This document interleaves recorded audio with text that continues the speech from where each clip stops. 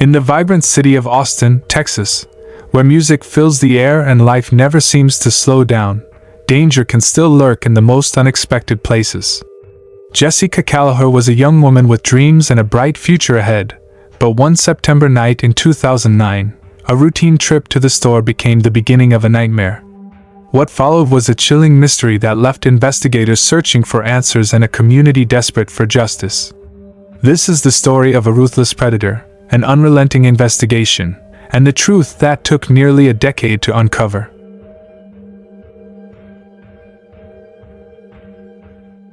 Jessica Callagher was born on May 8, 1982, in the vibrant city of Austin, Texas. From the very beginning, Jessica was a beacon of light. A spirited soul with an infectious laugh and a heart full of dreams. She graduated from Pflugerville High School in 2000, where she was known for her boundless energy and kindness. In 2007, she earned a Bachelor of Science degree from Texas State University, a testament to her determination and drive. At the time of her untimely passing, Jessica was juggling 2 jobs: a manager at H-E-B and a substitute teacher at Union Hill Elementary School. She was eagerly awaiting a permanent teaching position, a role she believed would allow her to make a lasting impact on young lives. Jessica was the kind of person who could light up a room with her presence. Her outgoing and caring nature made her a magnet for friendships, and she had an uncanny ability to make everyone around her feel valued. She was a glass-half-full kind of person, always looking forward, always believing that better days were just around the corner. She was saving money for her master's degree and working tirelessly to clear her student loan debts. Life was busy, and the stressors were many, but Jessica faced them all with unwavering optimism. Her family often recalled a poignant note Jessica once wrote: "Someday, everything will make perfect sense. Laugh at the confusion, smile through the tears, and keep reminding yourself that everything happens for a reason."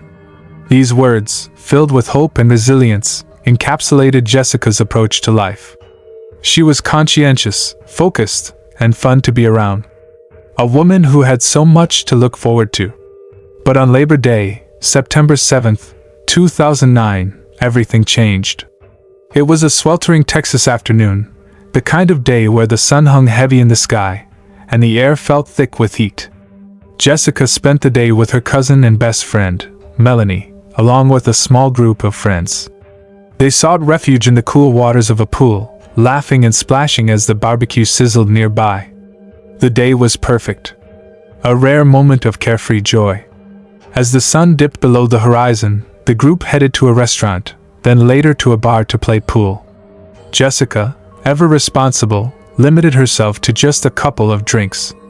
She had work the next day and was determined to stay sharp. Just after midnight, she began driving everyone home, her laughter still echoing in the car as she dropped off her friends one by one. At 1:30 a.m., Melanie, the last person in the car, urged Jessica to stay the night. "You've been driving all day," she said. "Just crash here." But Jessica declined. She wanted to wake up fresh for her shift and had errands to run. Dog food to buy, pets to check on. She hugged Melanie goodbye, her smile warm and reassuring, and set off into the night. A few hours later, as the first light of dawn crept over the horizon, Melanie's phone rang. It was one of Jessica's colleagues. Jessica hadn't shown up for work. Melanie's heart sank. Jessica was never one to miss work, not even a call-in sick kind of person. Something was wrong. Melanie's unease grew with every call she made, every person who hadn't heard from Jessica. A cold dread settled in her chest. Jessica shared an apartment with Melanie's brother, John, a police officer. John had started his shift at 5:30 a.m. and hadn't seen her, but he assumed she was still asleep. When he returned home, he was met with one of Jessica's dogs, distressed and alone. Jessica wasn't there. It was as if she had vanished into thin air. John immediately reported her missing. Her phone was tracked to the intersection of US Highway 183 and Walton Way in Cedar Park, a bustling area filled with businesses and traffic. Perhaps her car had broken down, or her phone had died. But as Melanie and her boyfriend, Sergey, arrived at the scene, their worst fears began to take shape. They spotted Jessica's white Kia parked neatly outside a Little Caesars. The windows were rolled up, but even from a distance, a horrendous smell wafted through the air. The Texas heat had turned the car into an oven, intensifying the stench. Jessica was inside, slumped in the driver's seat, her body unnaturally still. The seat was pushed far back, and the car was a mess. Feces smeared across the interior, her belongings scattered. Melanie's hands trembled as she reached out to touch Jessica's head, hoping against hope for a response. But Jessica was gone. Her body was red with sunburn, her skin marked with bruises and scratches. Her hair clung to her face, wet with sweat. Sergei called 911, his voice shaking as he pleaded for help. When the authorities arrived, the grim reality became clear. Jessica had been brutally murdered. Ligature marks around her neck told the story of a violent struggle.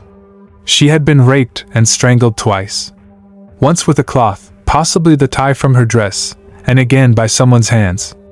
The scratches on her neck were evidence of her desperate fight for survival. Her wallet, cards, and car keys were missing, but her phone remained, a silent witness to the horror. The police began their search for answers in the busy area where Jessica's car was found. A restaurant worker recalled seeing Jessica earlier that morning, crawling naked inside her car, seemingly trying to put on her bathing suit. Later, she was seen wearing her white dress, sitting outside her car, playing with her hair. Her behavior was erratic, her movements strange. Others described her as confused and lethargic, a stark contrast to the vibrant woman they knew. Melanie insisted Jessica had been sober when she left her, a claim supported by the toxicology report, which showed no traces of drugs, alcohol, or medication in her system. The mystery deepened. What had caused Jessica to act so strangely in her final hours? In the back of her car was a large bag of dog food, a reminder of the errand she had set out to complete. Surveillance footage from the nearby 24-hour Walmart showed Jessica entering the store at 1:45 a.m., wearing her white dress and a red baseball cap. She moved with purpose, selecting the dog food and heading to the checkout. But as she left the store, a tall man in a brown shirt and baseball cap appeared, following close behind. The footage was chilling. The man had parked his small truck a distance away and had been inside the store just minutes before Jessica. As she walked to her car, he quickened his pace, closing the gap between them. The cameras lost sight of them behind a large tree, but the man never reappeared. Moments later, Jessica's car pulled out of the parking lot, heading toward the exit. The footage was grainy, but the implications were clear. Jessica's final moments were a nightmare, her life stolen by a predator who had been waiting in the shadows. Jessica Callagher's story is one of hope, resilience, and unimaginable tragedy. She was a woman with dreams, a future, and a heart full of love. Her death left a void in the lives of those who knew her, a reminder of the fragility of life and the darkness that can lurk in the most ordinary of places. As her family and friends continue to seek justice, Jessica's words echo in their hearts. Someday, everything will make perfect sense. But for now, the questions remain, and the pain lingers. Jessica's light may have been extinguished too soon, but her memory lives on. A testament to the strength of the human spirit and the enduring power of love. The security cameras at Walmart captured everything. Jessica's car sat motionless outside the Little Caesars, and through the grainy footage, investigators could see a man stepping out, walking briskly across the parking lot. They tracked his every move as he crossed the road and entered Walmart's lot, only to climb back into his truck moments later and speed away. Then came another chilling discovery. At exactly 3:05 a.m., a mere 20 minutes after Jessica's car had been left outside the Little Caesars, her bank card was used at an Exxon gas station. The same man from Walmart was seen using it. But Jessica never left her vehicle. Her car had remained in the same spot from 2:50 a.m. until the moment she was found lifeless. Yet, something didn't add up. Multiple employees recalled seeing her alive during those early morning hours. She must have still been breathing, perhaps even conscious, for quite some time. But if that were true, then what exactly had happened inside that car? And more importantly, who had done this to her? Determined to find answers, investigators released segments of the surveillance footage, issuing an urgent be on the lookout alert for the mysterious red pickup truck. Now, all they could do was wait, hoping that someone, somewhere, would recognize it and make the call that could break the case wide open. As detectives scoured for leads, Jessica's family gathered for what should have been a moment of solemn remembrance. A chance to say goodbye. But instead, they were confronted with an even harsher reality. For the first time, they saw with their own eyes what had been done to her. The unmistakable bruising around her neck told the truth that no one had prepared them for. Jessica had been strangled. A fresh wave of grief crashed over her loved ones. This wasn't just a tragic loss. This was murder. And as they buried her, one question lingered. Who would do this to her? And why? Then, just as the investigation seemed to stall, the phone rang. On the other end was a woman named Leslie. Her voice was tight with hesitation, but she had information she couldn't keep to herself any longer. Her fiancé's best friend, Crispin Harmel, owned a truck that matched the one in the surveillance footage. A red pickup. Leslie's hands trembled as she explained what had been weighing on her mind. A few hours before Jessica's body was found, Crispin had promised to stop by her apartment to pay back some money he owed. But he never showed up. And something about that just didn't sit right with her. Crispin was like family. It hurt to even consider that he might be involved in something so sinister.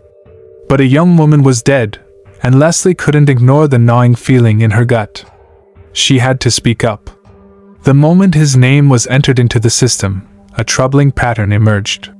Just 3 weeks earlier, Crispin had been pulled over for an expired vehicle registration. The body cam footage confirmed it. He was driving the same red truck, wearing the same baseball cap. This was their guy. 5 days after Jessica's body was discovered, police knocked on Crispin's door. The truck in his driveway had changed. It had been hastily repainted, certain silver sections now black. It was an obvious attempt to cover something up. But when Crispin answered the door, he didn't seem the least bit surprised to see detectives. He admitted to knowing Jessica, even offering up a bizarre story about how they had met. According to him, they connected through a website. He claimed they had arranged to meet at Walmart between 12:30 a.m. and 1 a.m. the morning she was killed. Crispin insisted that after meeting up, they had driven off in her car and had sexual encounter near a park. When they returned to Walmart, he said Jessica had kindly offered him her debit card, even writing the PIN number on his hand because he had mentioned struggling to pay for gas. Then, he dropped a chilling remark. The next day, when I heard she was dead, I thought to myself, I was just with this girl, and now she's gone. To police, his calm demeanor was unsettling. His story was elaborate, almost rehearsed. But there was just one problem. The surveillance tapes told an entirely different story. Jessica's movements at Walmart showed no signs of her waiting for someone. She wasn't looking around expectantly. She wasn't meeting a stranger in the middle of the night for a secret rendezvous. She was there for dog food. That was it. There was no evidence of any prior interaction between her and Crispin. No messages. No calls. No record that she had ever visited the website he mentioned. Crispin's fabricated tale collapsed instantly under scrutiny. But when police confronted him with the glaring inconsistencies, he didn't flinch. Instead, he doubled down, insisting Jessica had given him her debit card willingly. Yet what the investigators found on his computer painted a much darker picture. Hours after Jessica was found dead, Crispin was already searching her name online. He was reading articles about her murder, looking at images of her lifeless body. It was clear. He hadn't just met Jessica. He had been stalking her. As detectives pieced together the final moments of Jessica's life, they reached a haunting conclusion. Crispin had likely forced his way into her car, making her drive to a secluded area where he sexually assaulted and strangled her. Not once, but twice. Believing she was dead, he returned her lifeless body to the Walmart parking lot, stealing her debit card before disappearing into the night. But there was one baffling mystery left. Jessica had been seen alive long after Crispin had left the scene. How was that possible? The answer came from an unexpected source: forensic science. A medical expert specializing in strangulation revealed something terrifying: delayed death due to strangulation. Victims could regain consciousness hours later, suffering severe brain damage that left them disoriented, unable to move or cry for help. Their bodies slowly shut down, cell by cell, as the effects of oxygen deprivation took hold. Jessica had likely spent those final hours trapped in her own body, unable to comprehend what had happened to her, unable to seek help. Slowly dying alone in her car. For detectives, this was the final piece of the puzzle. Armed with overwhelming evidence, they moved swiftly. In May 2013, Crispin Harmel was indicted for capital murder. He pleaded not guilty. But the truth was undeniable. The cameras saw everything. The science proved everything. And Jessica deserved justice. As the courtroom echoed with expert testimonies, the story of Jessica's final hours was no longer a mystery. It was a horror story, a cruel and calculated act of violence that had stolen the life of an innocent young woman. Now, there would be no more lies. No more deception. Only justice. The courtroom fell silent as the medical examiner took the stand. With a solemn voice, he confirmed what had already been suspected. Jessica Callagher, just 27 years old, had died as a result of strangulation. It was a chilling conclusion that pointed directly at the man accused of ending her life: Crispin Harmel. But there was something unusual about Jessica's final hours. Witnesses reported seeing her alive after she had supposedly been strangled, wandering around in her parked car, acting strangely. How was that possible? Dr. Bill Smock, an expert witness, provided a grim explanation. According to him, Jessica's erratic behavior was the result of two factors: the brain damage inflicted by the strangulation and the suffocating heat inside the vehicle. The defense seized on an opportunity. During cross-examination, they turned Dr. Smock's own testimony against him.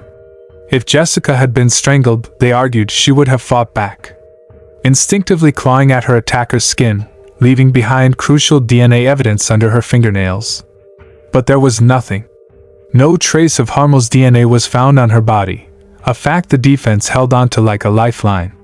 For a moment, it seemed like a solid argument. But forensic experts had another explanation.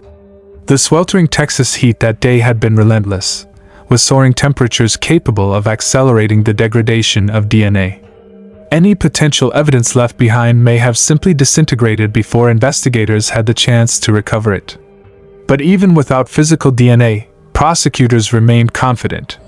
They had something even more damning. Security cameras captured enough to leave little room for doubt. There was no other person who could have committed this crime. To strengthen their case, the state called upon a witness who knew Harmel intimately: his former girlfriend, Elizabeth. She revealed a troubling pattern of deception. Harmel had told her that his apartment had burned down and that his phone had been lost in the fire. In reality, his phone had been confiscated by investigators. He had also claimed that his truck had broken down, another blatant lie. His vehicle had actually been seized as evidence. Just when it seemed like justice was within reach, the case took a dramatic turn. The trial ended in a mistrial. The prosecution was accused of withholding crucial evidence, derailing the case entirely. For Jessica's family, it was a crushing setback. They had come so close to a resolution, only to find themselves right back where they started. The fallout was far-reaching. District Attorney Jana Duty, who had led the case, found herself entangled in legal troubles of her own. She was sentenced to jail for violating a gag order and later sanctioned by the Texas State Bar for professional misconduct. Her downfall was complete when, years later, she was found dead, her life ending by a self-inflicted gunshot wound. As the years passed, Jessica's case remained in legal limbo. But the fight for justice never wavered. In the spring of 2018, almost a decade after her murder, Crispin Harmel faced trial once again. The courtroom watched as footage from a 2009 police interrogation was played for the jury. In it, Harmel recounted his version of events. He claimed that after having consensual sex, Jessica had driven them back to a shopping center near Walmart. But investigators quickly found holes in his story. One glaring contradiction stood out.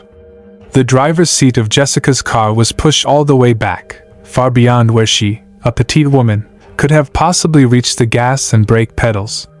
And then there was the matter of her car keys. Harmel claimed she had driven away, but surveillance footage told a different story. The headlights never flashed. The car never moved. Her keys were missing, never to be found. And then, there was his final, desperate excuse. Jessica had lent him her debit card to buy gas, but when he saw police were searching for him, he panicked and threw it away. Investigators saw through the lie. People don't discard things unless they have something to hide. As the defense cross-examined Sergeant Bond, they attempted to poke holes in the prosecution's timeline. They argued that neither Harmel nor Jessica had searched for each other inside Walmart because they had prearranged to meet at her car. But prosecutors countered with the undeniable truth. Harmel's story simply didn't add up. Finally, after years of delays, frustrations, and setbacks, justice was served. The jury returned with a verdict. Guilty. Crispin Harmel was convicted of kidnapping, raping, and strangling Jessica Kaler. The judge wasted no time in sentencing him to life in prison without the possibility of parole. For Jessica's family, the verdict brought long-awaited closure. There would be no more appeals that could set him free. No more loopholes that could allow him to escape accountability. Though Harmel attempted to appeal his conviction in 2020, the ruling was upheld. He remains behind bars, serving out the life sentence he so rightfully deserves. Jessica's murder was a stark reminder of the darkness that can lurk in the most unexpected places, even in the most vibrant and seemingly safe corners of life. Her death left a profound and lasting impact on her family, friends, and the entire community of Austin, Texas. It took nearly a decade to uncover the truth behind her tragic end, a journey filled with heartbreak, unanswered questions, and the tireless pursuit of justice. The revelation of Crispin Harmel's involvement in her murder served as a painful closure, but also a testament to the strength of those who refused to let Jessica's memory fade into the shadows. While justice was eventually served, it was clear that no sentence could ever truly erase the devastation her loved ones felt. Jessica was more than just a victim. She was a daughter, a friend, a hopeful teacher, and a beacon of light in a world that seemed too dark at times. Her legacy lives on in the memories of those who knew her, and in the relentless pursuit of truth that ultimately brought her killer to justice. Jessica's story will forever stand as a testament to the power of resilience, love, and the unwavering spirit of those who fight to honor the memory of a life taken too soon. Her light may have been extinguished, but the lessons she imparted on those around her, about kindness, strength, and the importance of holding on to hope, will continue to inspire for generations to come.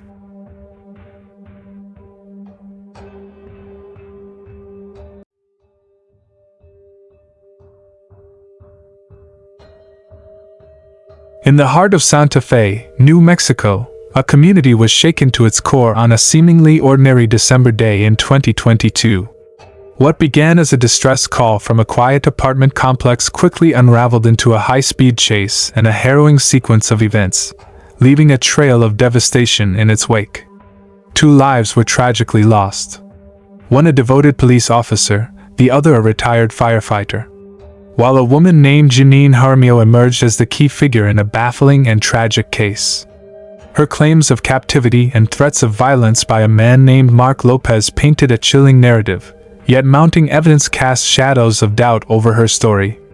In a tale filled with desperation, tragedy, and unanswered questions, one pressing mystery remained: what truly happened that fateful day?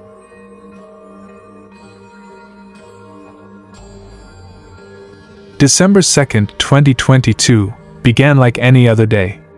The Viscount Apartments, nestled near St. Francis Drive, were calm, their parking lot filled with the usual comings and goings of residents. Among them was Richard Musa, stepping out to run his errands, unaware that his afternoon would soon spiral into chaos. As Richard approached his car, an unusual sight froze him in his tracks. A white Chevy Malibu was parked awkwardly, blocking his path. Inside, the tension was palpable.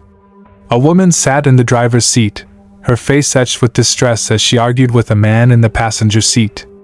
Suddenly, she leaned out of the car, her voice cracking with desperation as she called for help. Alarmed, Richard quickly pulled out his phone and dialed 911.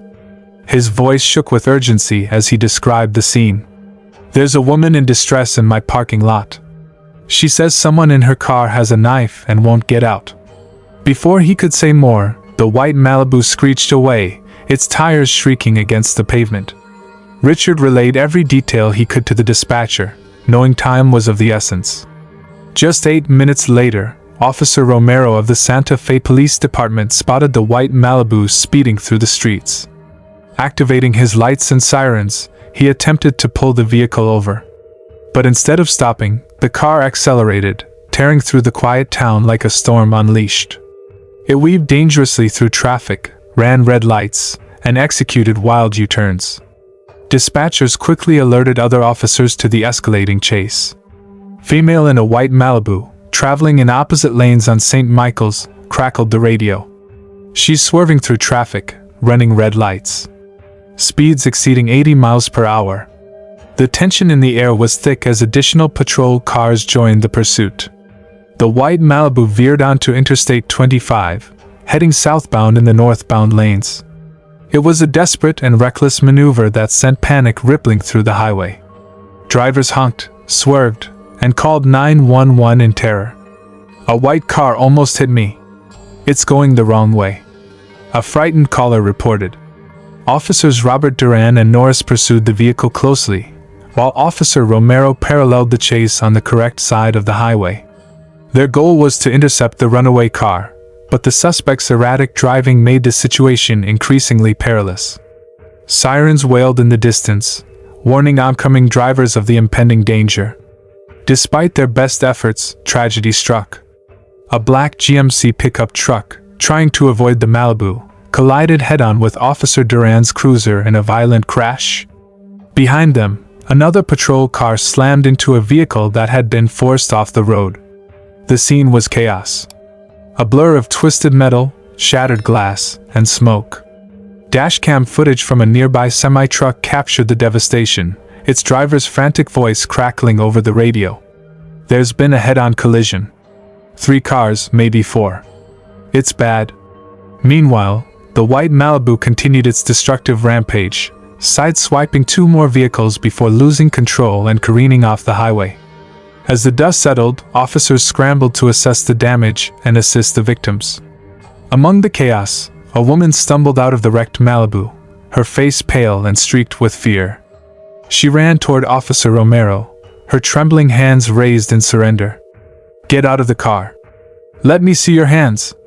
Walk toward me now," Romero commanded, his voice firm but urgent.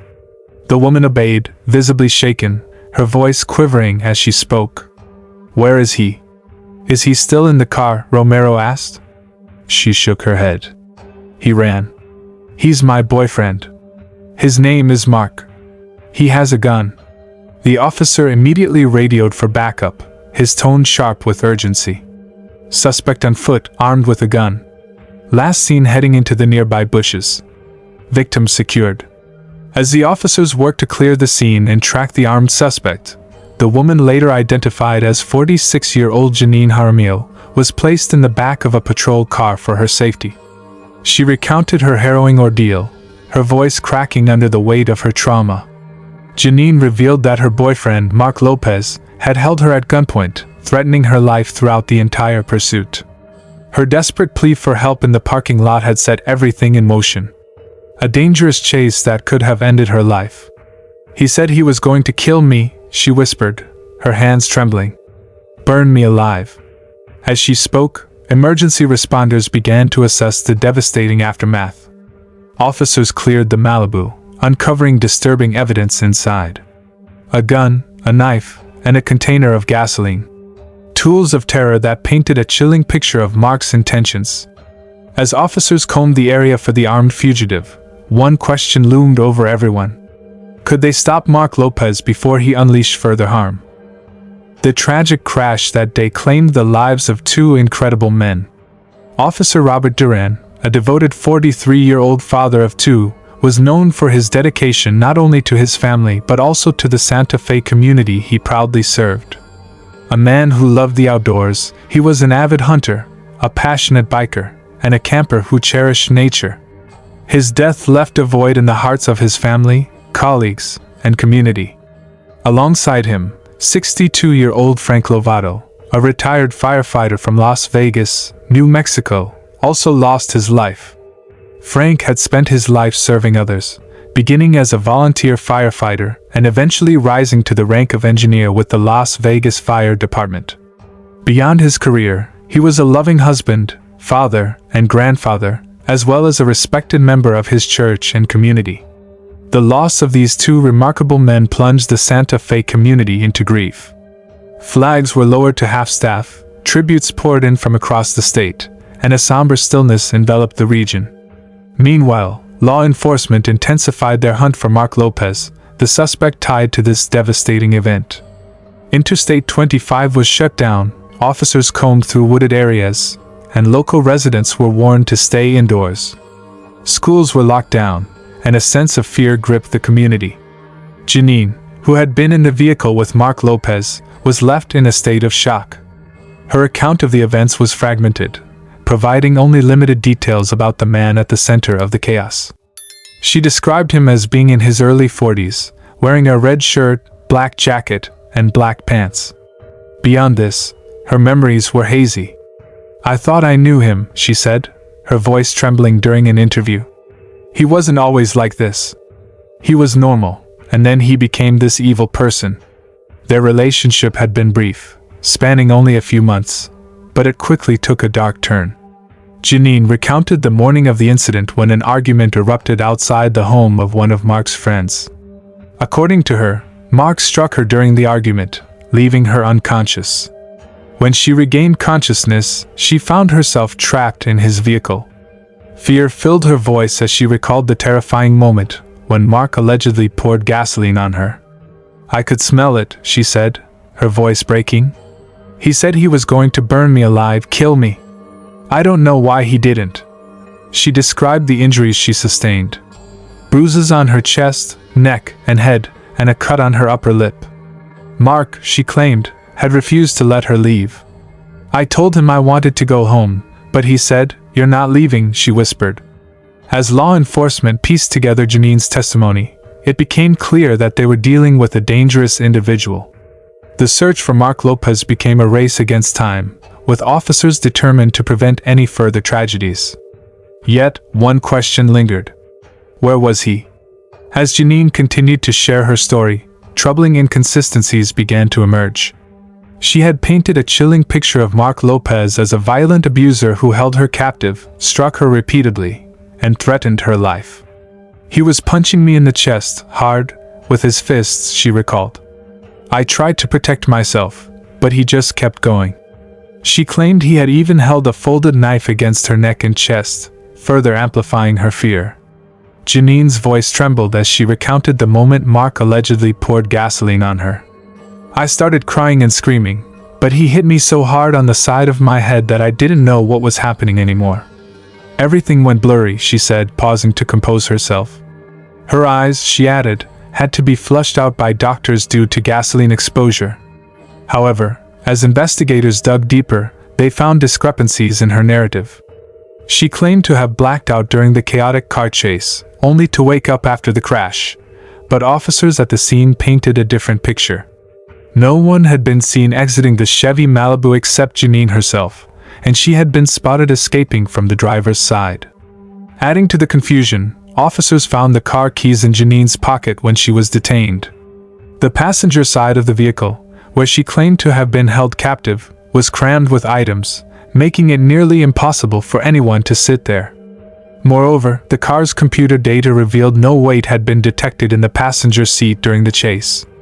Only the driver's side airbag had deployed in the crash, further supporting the theory that Janine was the sole occupant. Janine's claims of being doused in gasoline also began to unravel. Her sweater bore no traces of gasoline, and she showed no visible injuries despite alleging she had been punched repeatedly. Investigators pressed her for answers, but Janine struggled to provide clarity. "I don't remember much. It's all so blurry," she insisted during a second interview. As the investigation continued, law enforcement faced a growing uncertainty. Was Janine truly a victim, or was there more to her story than she let on? While the hunt for Mark Lopez remained their primary focus, the contradictions in Janine's account cast a shadow over the case, leaving everyone wondering what really happened that day. Detectives pressed Janine Jaramillo with a pivotal question. How could she have seen another vehicle if she had been lying on the floorboard of the Malibu as she claimed? Her response was fragmented, riddled with inconsistencies. "I was moving around a lot," she stammered. "He was driving so crazy, and I was getting thrown around in the car. I just wanted to see what was going on to figure out how to get out of there." Her voice cracked under the mounting pressure, her demeanor unsteady. Even when left alone in the interrogation room, Janine clung tightly to her narrative. Investigators, leaving a recording device running to observe her behavior, caught her muttering to herself in hushed tones. "I want to see him again. I want to see Mark," she whispered, her words betraying a puzzling mix of desperation and fixation. Yet the physical evidence painted a starkly different picture.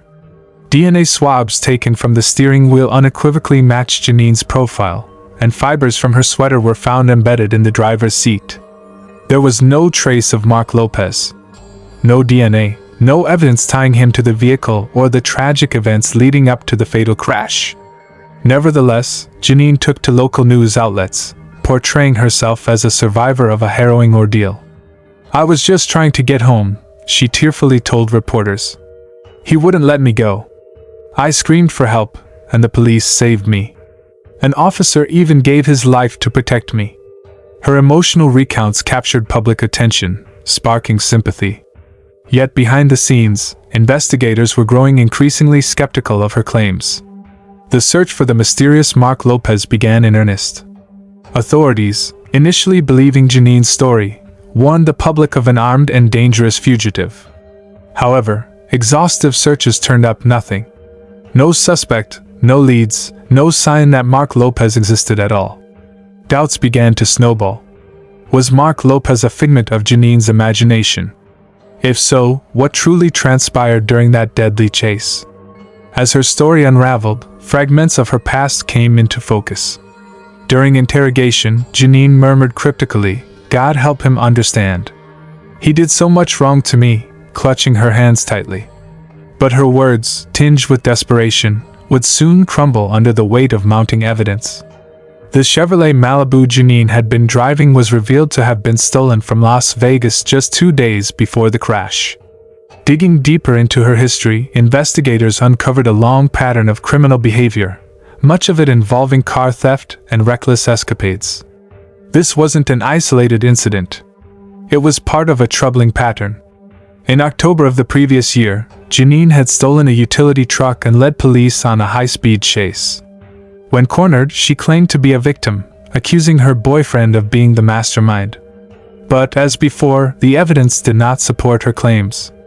A similar scenario played out in September 2021 in Cielo County. Surveillance footage captured Janine crashing a stolen vehicle into a fence and fleeing back onto the road. Her excuse remained consistent. "My boyfriend kidnapped me." She described him vividly. A man in a red shirt, black jacket, and sagging jeans. However, as investigators noted, her descriptions bore striking similarities to previous incidents, casting doubt on her credibility. Her latest tale, implicating Mark Lopez, followed the same script. She claimed he had crouched on the passenger side floorboard, holding a knife to her throat while she drove. But investigators quickly dismantled this story. How could someone in that position control her movements so precisely? Her responses were inconsistent, deepening suspicions. The name Mark Lopez circulated widely after Janine identified him as her assailant. Authorities tracked him down, only to discover he had no connection to Janine or the incident. He had never met her, and the accusations were entirely baseless. 3 days after the crash that claimed the lives of Officer Duran and Mr. Lovato, the Santa Fe Police Department held a press conference.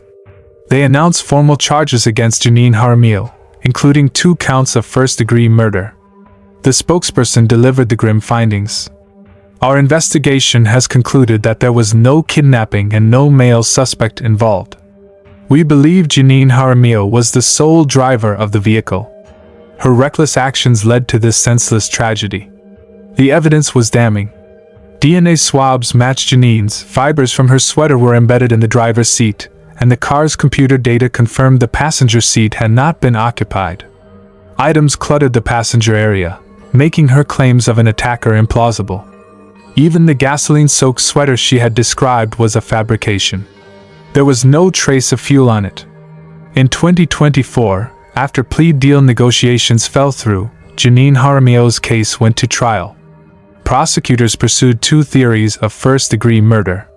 The first was felony murder, charging her with causing deaths during the commission of a felony, namely car theft and fleeing law enforcement.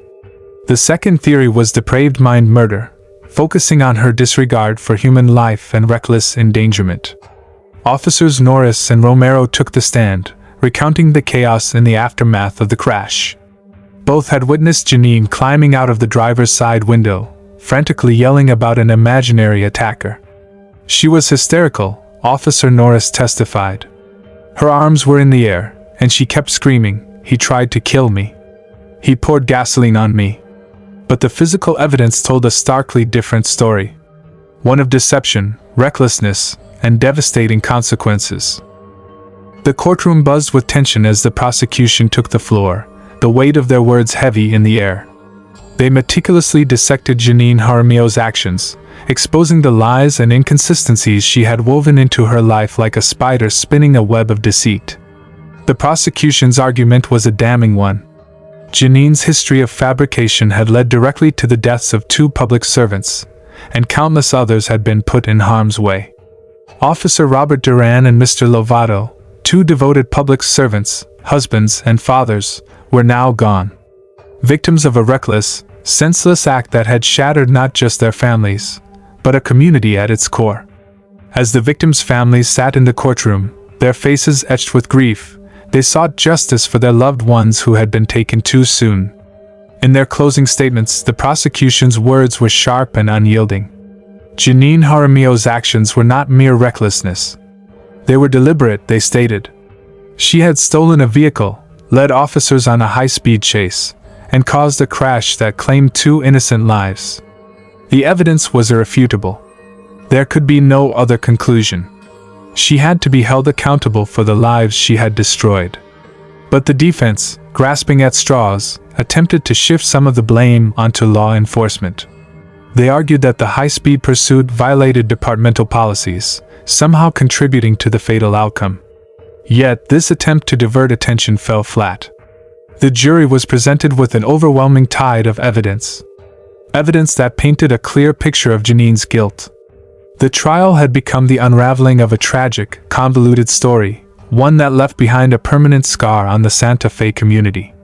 Janine's web of lies finally collapsed under the weight of truth, revealing a pattern of recklessness and deception that had led to her inevitable downfall. As the jury began their deliberations, the families of Officer Duran and Mr. Lovato sat, hearts heavy, waiting for justice to prevail. They hoped that the verdict would offer them at least a sliver of closure, some semblance of peace after such an unbearable loss. For the community, this case served as a chilling reminder of the devastating consequences of reckless actions and deceit. The question lingered. Why hadn't the chase been called off, given the risks involved? Was Janine truly blameless for the fatal crash, or had Officer Duran's persistence been the true cause? But those closest to the case knew the truth. Officer Duran had believed, with all his heart, that he was racing to save the life of a woman held at knife point by an erratic driver. Sergeant John DeBoca stressed the severity of the situation, explaining that a kidnapping in progress was one of the most critical emergencies an officer could face. A 911 call from a concerned citizen had reported a woman screaming about a man with a knife, and the officers had acted swiftly, with the lives of all involved hanging in the balance. Though the pursuit could have been called off, none of the officers did so, convinced that continuing was the only viable option. A Santa Fe officer later admitted that part of the pursuit protocol might have been violated, too many officers involved, for instance. But at the time, it had been believed that additional officers were needed to protect Janine from the man she claimed was her abductor. Richard Musa, a good Samaritan who had called 911, reported seeing a man with Janine in the car, which was true. Her boyfriend, Jerry Chavez, had been with her, but the truth was more complicated than anyone had imagined. Janine and Jerry had argued, but it was not a violent altercation or an attempted abduction. Janine had demanded that Jerry get out of the car, and when he refused, she called for help, falsely claiming that he had a knife. The blurry surveillance footage confirmed that Jerry did indeed leave the vehicle, but Janine's version of events omitted him entirely. It became clear that her story was nothing more than a web of lies. Throughout the trial, Janine chose not to testify, and her inconsistent account of the events was thoroughly discredited by the prosecution. The defense, grasping at straws, argued that the charges of first-degree murder didn't apply because there was no evidence that Janine had intentionally caused the deaths of the officers. There's no proof that she had a corrupt or evil mind, her defense attorney, David Silva, claimed. But District Attorney Caracol had a powerful rebuttal. If an arsonist sets a fire and a firefighter dies trying to save others, do we blame the firefighter? He asked, his voice full of conviction. No. We blame the arsonist. And Janine Jaramillo is the arsonist. The jury deliberated for hours, the weight of the case pressing heavily on their shoulders. In the end, their decision was clear. Janine Jaramillo was guilty of 2 counts of first-degree murder. The sentencing was the final chapter in this tragic tale. Janine stood before the families of Officer Duran and Mr. Lovato, her voice filled with hollow apologies. She claimed that her actions were the result of poor decisions, that she had been under the influence of drugs and alcohol, and that she never intended to hurt anyone. Putting me away for many years won't bring them back, she said, as though her words could undo the pain she had caused. But her pleas for leniency fell on deaf ears. The families of the fallen officers spoke out, their voices filled with sorrow and anger. They described the ultimate sacrifice made by their loved ones. Brave men who had died trying to protect others. Judge Mary Marlowe Summer, unimpressed by Janine's attempts to shift blame, interrupted her. When Janine insisted that she hadn't caused the fatal crash, the judge sternly reminded her of the jury's verdict. After 5 days of testimony and evidence, the jury had found her guilty, and Janine's reckless actions had led directly to the deaths of 2 heroic officers. Judge Summers' voice rang out with authority. For the murder of Officer Robert Duran, I sentence you to life imprisonment. She paused before continuing. For the murder of Mr. Lovato, I sentence you to 3 years. And the remaining charges merge with counts 1 and 2. Janine, 49 years old at the time of sentencing, would serve a minimum of 60 years in prison before being eligible for parole. The tragic events of December 2, 2022, shattered lives, claimed the futures of 2 remarkable men, and left a community grappling with grief and unanswered questions. What initially appeared to be a harrowing tale of survival and abuse unraveled into a chilling narrative of deceit and manipulation. Janine Jaramillo's web of lies cost innocent lives, devastated families, and led law enforcement on a frantic search for a man who never existed. In the end, the evidence left no room for doubt. Janine had fabricated the existence of Mark Lopez to shield herself from responsibility. Her reckless actions not only resulted in the deaths of Officer Robert Duran and retired firefighter Frank Lovato, but also endangered countless lives during her desperate, high-speed escape.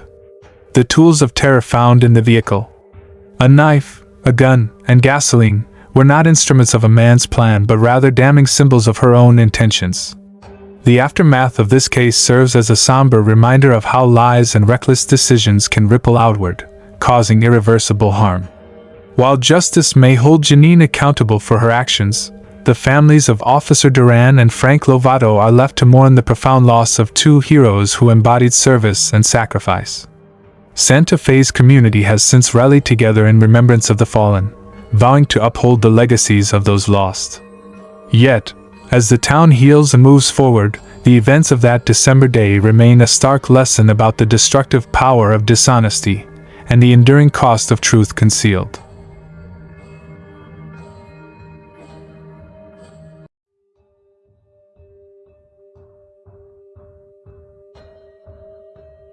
In the quiet halls of a modest Paris, Texas home, the caretaker's footsteps echoed with an eerie rhythm. It was a warm August morning in 1996, the kind of day when the world feels still and untroubled. But as they approached Mary Moore Seawright's slightly ajar bedroom door, a sense of unease gripped them. Something wasn't right. Inside, the serene life of an 86-year-old woman, a philanthropist, a visionary, a beloved member of the community, had been torn apart in an act of unspeakable violence. Mary Moore Seawright wasn't just another resident of Paris, Texas. Her life had been a testament to generosity, her name forever etched into history through her unwavering commitment to preserving the land she loved. She had once turned down $1 million offer from developers, choosing instead to safeguard her property for generations to come. The land she protected now stands as a 344-acre park, a vibrant legacy of her foresight and compassion. But on August 18, 1996, that legacy was nearly overshadowed by the brutality of a heinous crime. Inside her quiet home, Mary had been subjected to an assault so savage that it shocked even the most seasoned investigators. The attackers' violence knew no limits. They had sexually assaulted her, inflicted severe physical harm, and attempted to strangle her. Mary was discovered barely alive, clinging to a fragile thread of life. As paramedics arrived, their grim expressions betrayed the severity of her injuries. They called for an emergency airlift to a trauma center in Dallas, hoping that advanced medical care might save her. Meanwhile, the investigation began, uncovering unsettling details that would haunt the community for decades. Suspicion quickly fell on one of Mary's tenants, a man with a suspicious cut on his hand that he seemed desperate to hide. But in 1996, forensic science lacked the sophistication it has today. Without the ability to definitively link the man to the crime, the case went cold. And so, for nearly 3 decades, the identity of Mary's killer remained a chilling mystery, a shadow hanging over her remarkable legacy.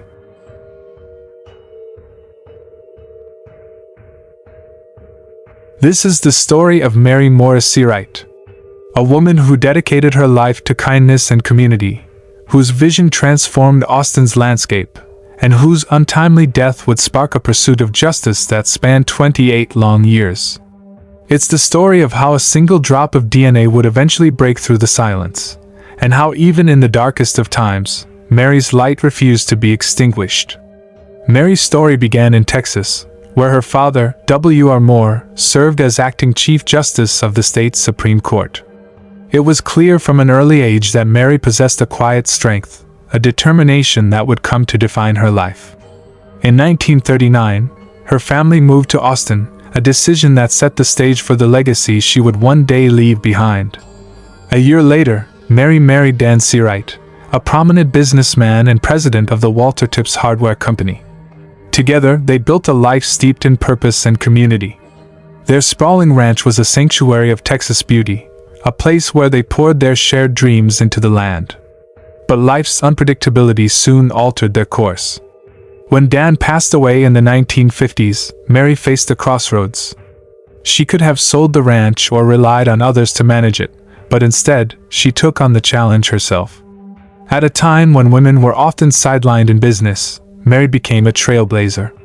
She managed the ranch with skill and determination, ensuring its prosperity while staying true to her values. By the 1980s, developers came calling with multi-million-dollar offers for her land. For many, the temptation would have been irresistible. But Mary saw something the developers didn't. Families enjoying open spaces, children exploring nature, and a community thriving in harmony with the land. In 1988, she made the bold decision to sell 88 acres to the city of Austin at a modest price and donate an additional 206 acres. The result was a 344-acre park that stands as a testament to her vision and generosity. Even as she aged, Mary remained active and engaged, managing rental properties in Paris, Texas, with a sharp mind and a kind heart. Her tenants knew her as a fair and compassionate landlord, someone who valued community over profit. But beneath the surface of her quiet life, danger was lurking. Someone in Mary's trusted circle harbored darkness. To them, Mary wasn't a philanthropist or a beloved member of the community. She was a vulnerable target. On that fateful morning in August 1996, that darkness erupted into violence, shattering the peace Mary had spent a lifetime cultivating. The day had begun like any other. The caretaker arrived for a routine check-in, expecting to find Mary going about her day with her characteristic independence. But what they discovered inside her home was anything but routine. Mary had been brutally attacked in her own bedroom, a place that should have been her sanctuary. The scene was horrifying, a stark contrast to the kindness and warmth Mary had embodied throughout her life. The caretaker's discovery set off a chain of events that would change the course of the investigation and the community forever. For 3 agonizing days, Mary clung to life in a Dallas hospital. The small town of Paris, Texas, collectively held its breath, praying fervently for the woman who had dedicated her life to enriching their community. But on August 21, 1996, those prayers were met with heartbreak. Mary succumbed to her injuries, transforming the brutal attack into a homicide. Paris lost one of its most beloved residents, leaving the community reeling and demanding answers.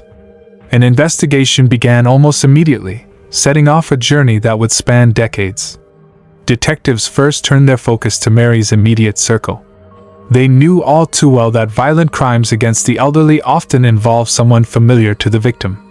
As they delved deeper into Mary's life, they discovered she owned and rented out several properties across Paris, including some on her very street. This revelation shifted the investigation's trajectory, leading them to scrutinize her tenants. Among them was a young man who quickly raised their suspicions. 25-year-old David Paul Cady Jr., who rented one of her nearby properties. In the early stages of questioning, Cady's demeanor unsettled the investigators. His nervousness seemed unnatural, as though he was hiding something. Their suspicions were further heightened when they noticed he kept one hand tucked away as if concealing it. When asked about it, Cady reluctantly revealed a fresh cut. However, his explanation for the injury wavered. First, he claimed it was a work-related accident.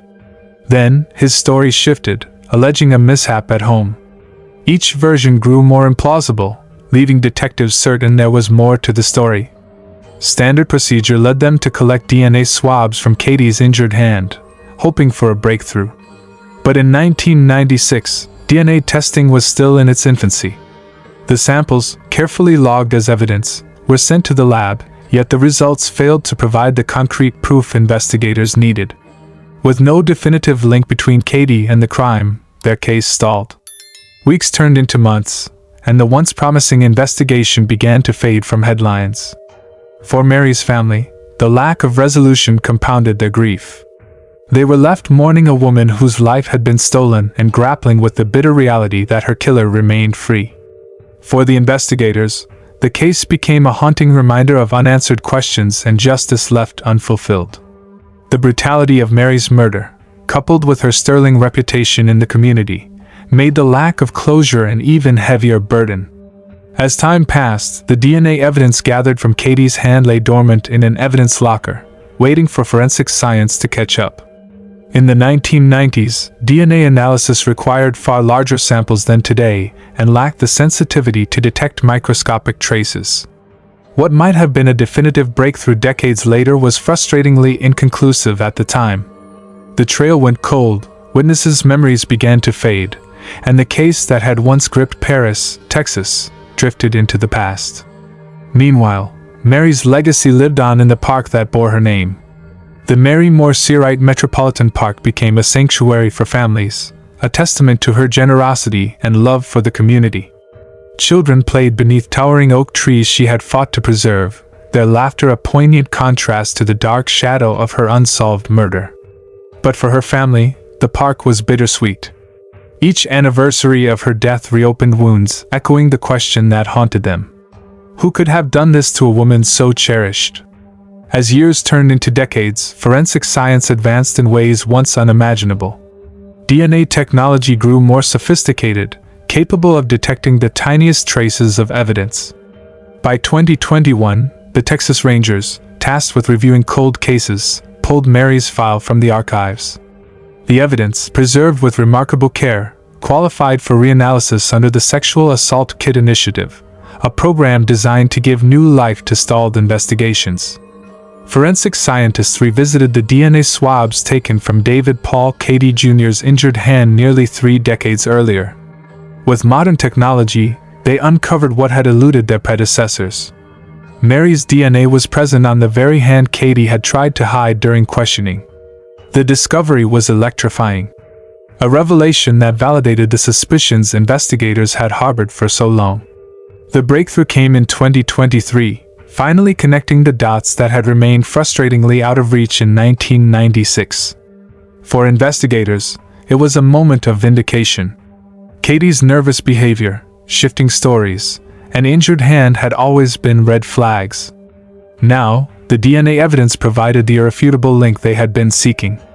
In February 2024, authorities prepared to arrest Cady, only to find he was already in Hopkins County Jail for an unrelated crime. At 54 years old, the man who had once been a young, suspicious tenant was now charged with Mary's murder. The case that had haunted Paris, Texas, for 28 years was finally nearing its conclusion. The community that had mourned Mary in 1996 now awaited justice, their hope rekindled after decades of uncertainty. Mary Morris Searight's story, long overshadowed by unanswered questions, was finally on the path to resolution. A testament to the power of perseverance and the relentless march of science toward justice. By December 2024, the weight of justice finally began to shift.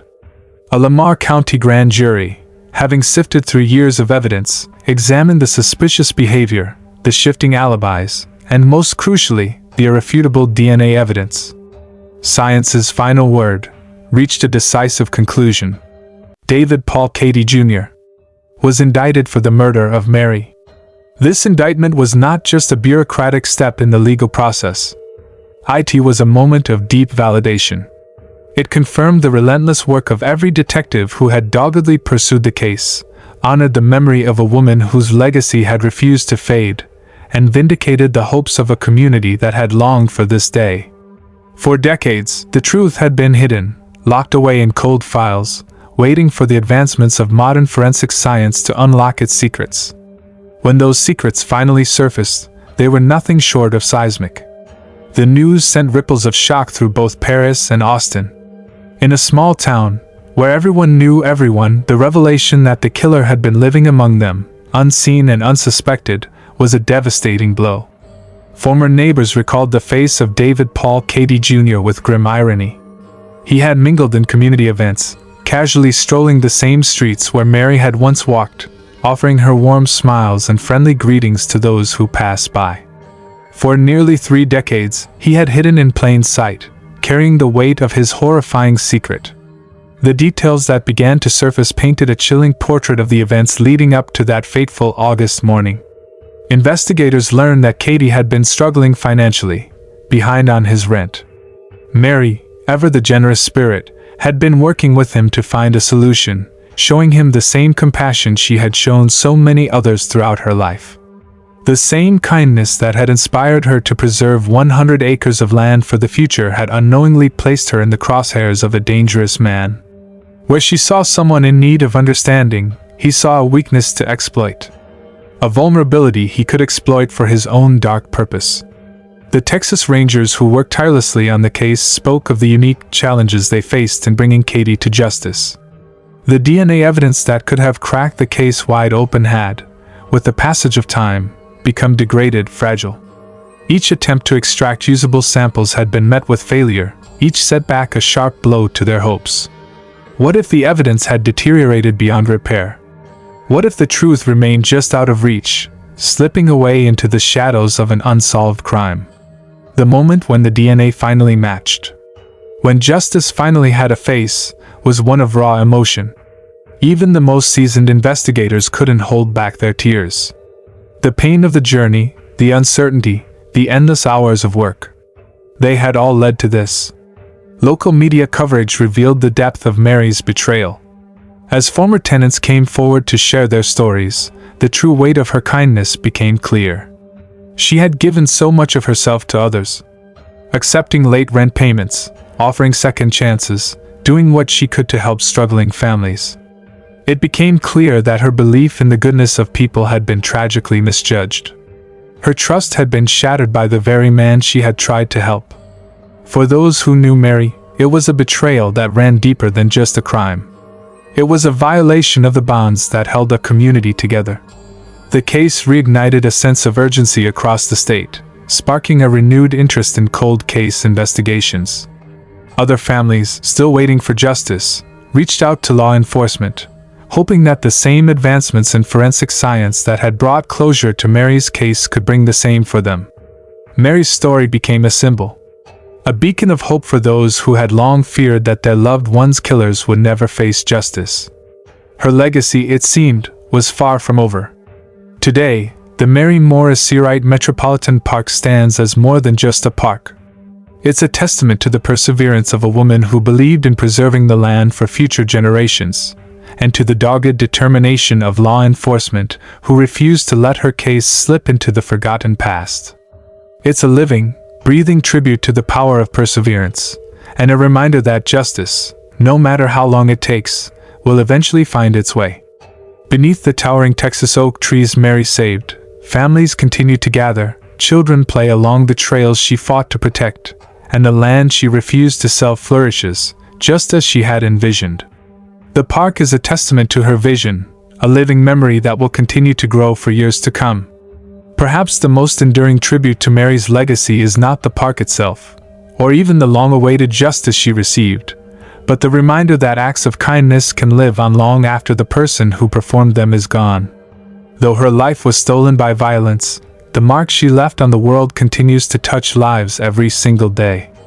The darkness of that fateful August morning could not overshadow the light Mary brought into the world. Yet, as we close this chapter of her story, we are left with haunting questions. How did the person she trusted most, the one she had tried to help, turn against her so violently? What drives a person to destroy not just a life, but the very trust that binds a community together? It forces us to confront the uncomfortable truths about vulnerability, the ways in which kindness can be mistaken for weakness, and the darkness that can lurk beneath even the most familiar faces. While modern science ultimately delivered the justice Mary had been denied for so many years, we are left to wonder how many other cold cases are still waiting for the same breakthrough. How many families are still waiting for the answers that might never come. Mary's case proves that no case is truly cold.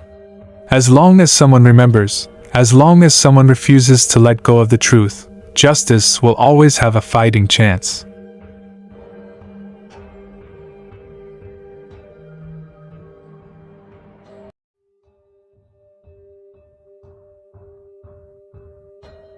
In the heart of Louisiana, nestled within the vibrant rhythm of its culture and traditions, lies Opelousas, a city widely celebrated for its rich history and distinct charm.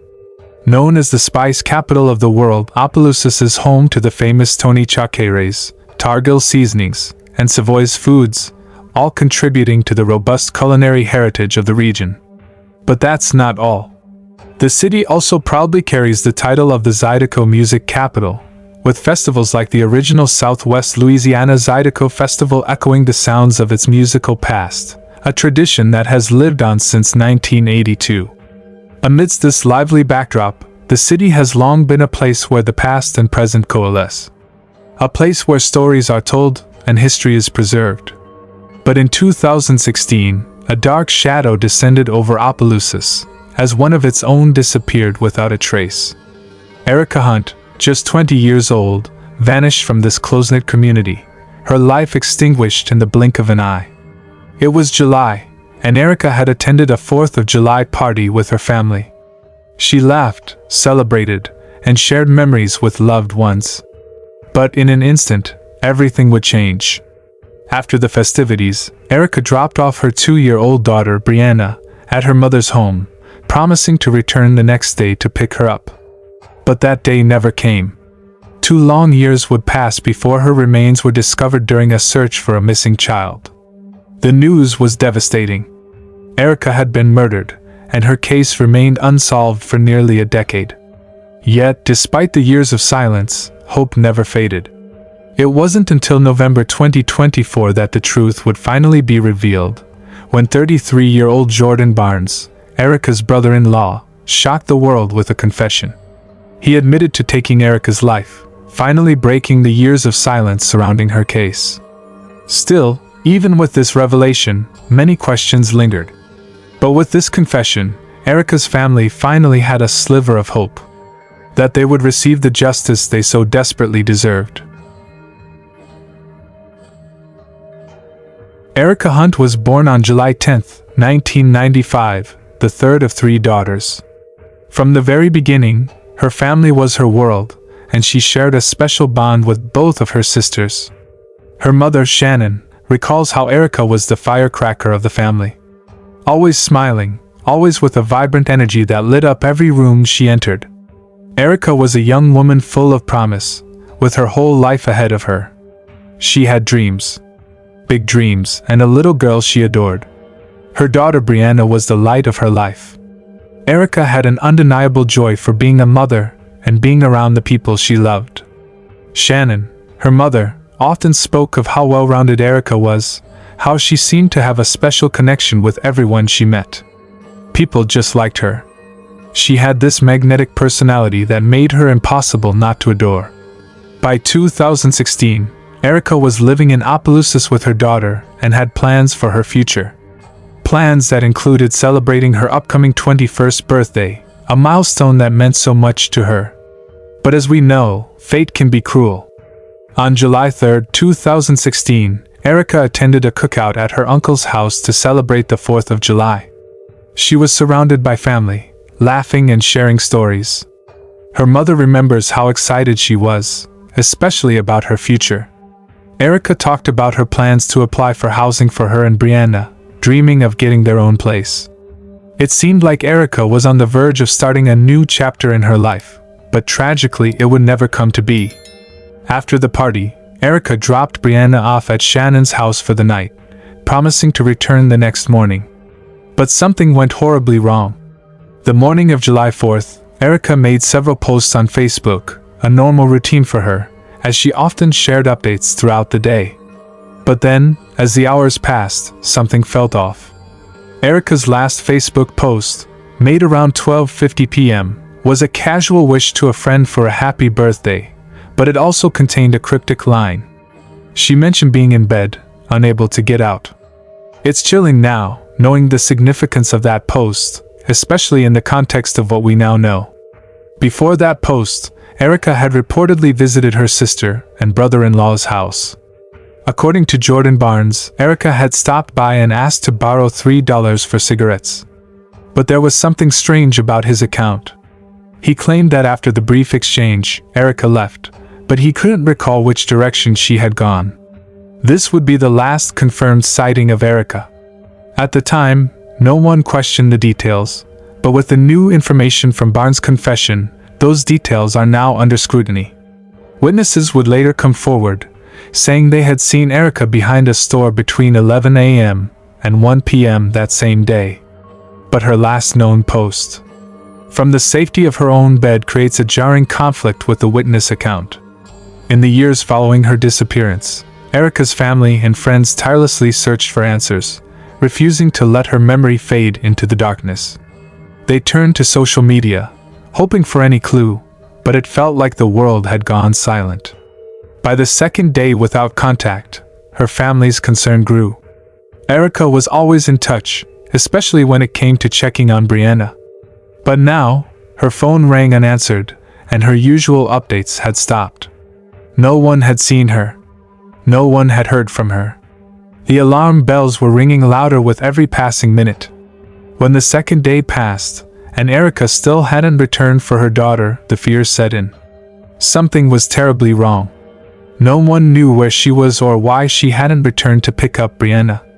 By July 6th, Erica's family filed a missing persons report, but the police didn't spring into action. Weeks passed, with no leads, no progress.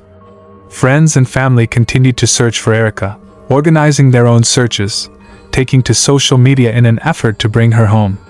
But there was no sign. The silence was deafening, and with each passing day, the questions grew. What had happened to Erica Hunt? Erica's disappearance cast a dark cloud over her family, but it was her brother-in-law, Jordan Barnes, who had one of the last interactions with her. He was the one who saw Erica in the days leading up to her vanishing, but it wasn't until nearly a month later that detectives reached out to him. Strangely, no one had spoken to him or Erica's sister sooner, even after the news broke that she was missing. Barnes, speaking to a local news station, revealed how perplexed he was by this delay. "Why wasn't I the first person they'd want to speak to?" he asked, his voice tinged with frustration. It felt like something was amiss, as if the investigation had already been set on a course, without even consulting those closest to Erica. And it would be years later, with chilling irony, that Barnes would confess to her murder. At the time, investigators assured everyone that they had spoken to all of Erica's loved ones, yet they claimed no new information had surfaced. In the weeks following her disappearance, there were vague reports of alleged sightings of Erica around town, but none of these leads ever panned out. The police insisted they were doing everything in their power to locate her, but Erica's family felt differently. They believed that the slow response, almost a full month before they got involved, had cost them vital clues about Erica's final moments. Details about the investigation itself remained a mystery. There was no word on whether cell phone records had been pulled or whether they had any leads. And one question continued to haunt. What had happened to Erica on that fateful July 4th?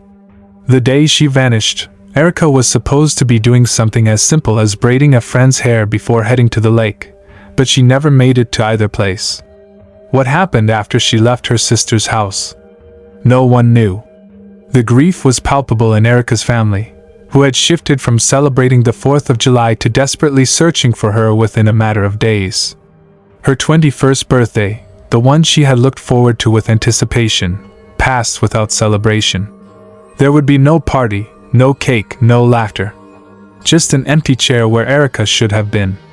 Her mother, Shannon, could hardly find the words to express the anguish she felt. In an interview with a local news station in August 2016, Shannon spoke of the emotional toll the disappearance had taken on them. "We're all just lashing out in our own ways," she said, her voice breaking. Erica's daughter, Brianna, had always been an energetic 2-year-old, but after Erica disappeared, something in the toddler changed. She grew quiet, withdrawn, no longer the vibrant little girl she had once been. The silence in Brianna's world was deafening, and it crushed Shannon's heart to see her granddaughter so lost. But it was the small, heart-wrenching detail that shook Shannon the most. Brianna had started calling Erica's sister Mom. It was a sign that the little girl knew something was terribly wrong. In the wake of Erica's disappearance, her family had created a Facebook page to gather information and raise awareness. Yet, as the months passed, the silence from the police grew deafening.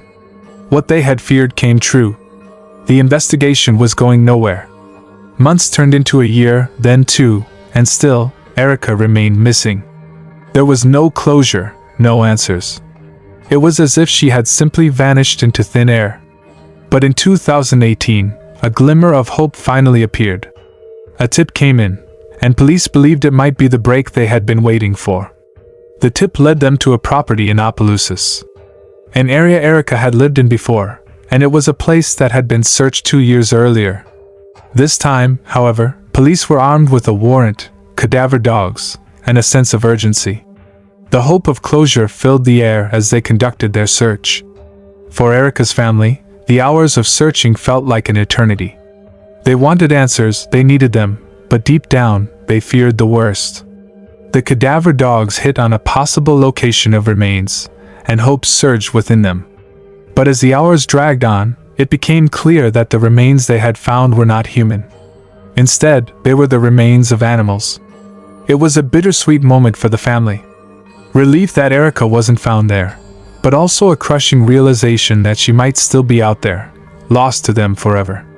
Despite the disappointment, investigators pushed forward. They turned to the public, pleading for any information that could help them finally piece together the puzzle.